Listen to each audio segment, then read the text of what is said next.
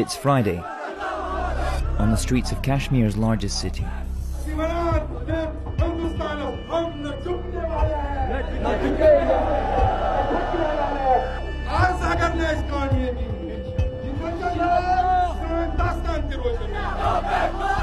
It's the day Muslims normally gather to pray.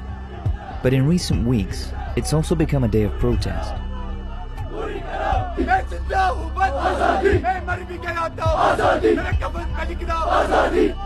Indian authorities are working hard to keep a lid on displays like this.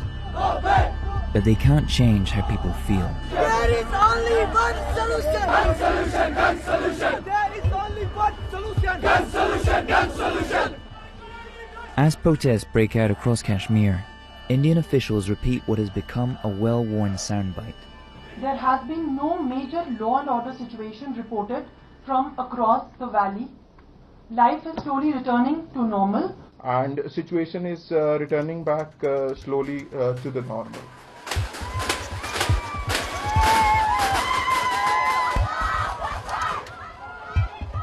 But things here don't seem normal.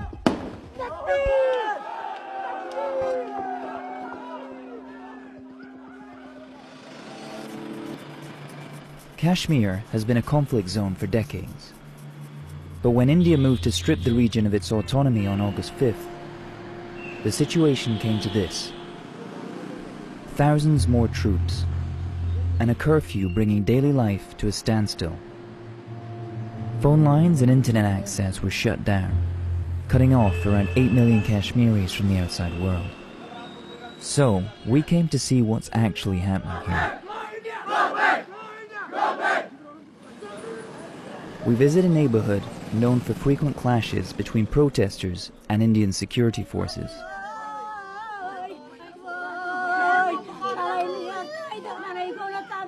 People here are in mourning. Fahmida Shagu was at home with her children and her in-laws on August 9th. Police started firing tear gas at protesters outside.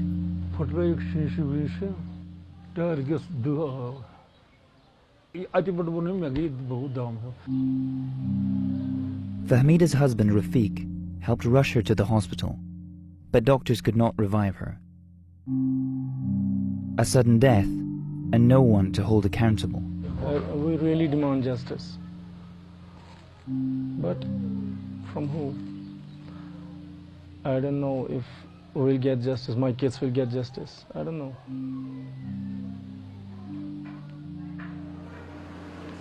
In addition to tear gas, for years Indian forces have used pellet guns to quell unrest in Kashmir.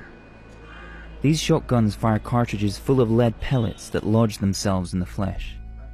They are supposedly non-lethal, but can cause life-changing disabilities. Parvez Sofi says he was at home when he heard a commotion outside. When he opened the door to see what was happening, he became a target.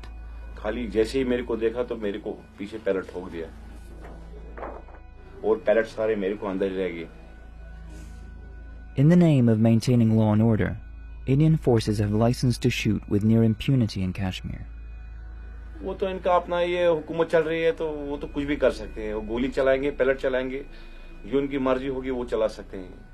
There's no official number for the injured. But in just one hospital here, sources told us over 60 people had been admitted with pellet wounds since the lockdown began. Still, this doesn't stop some people. Inshallah, you'll be ठीक है inshallah mishpur umiyat biniyar bey is kala se zinda inshallah rahman. And lives here have been upended in other ways too. This woman's 22-year-old son Mehrajuddin was arrested.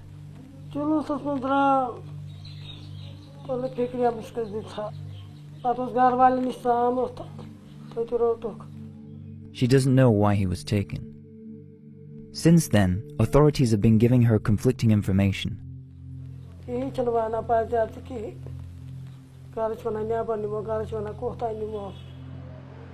This is not an isolated case. Since early August, thousands have been arrested without being charged, and there's no indication when or if they'll be released. It's their media, they can say anything. They are not showing us what's happening around us. They called it normal. Nothing is normal here. my kids. And they're asking me every night why Mama is died. It's really hard.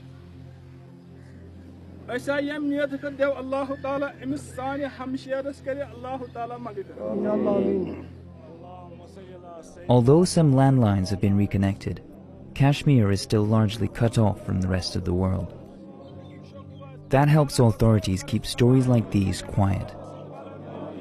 But as the days pass, they're getting louder.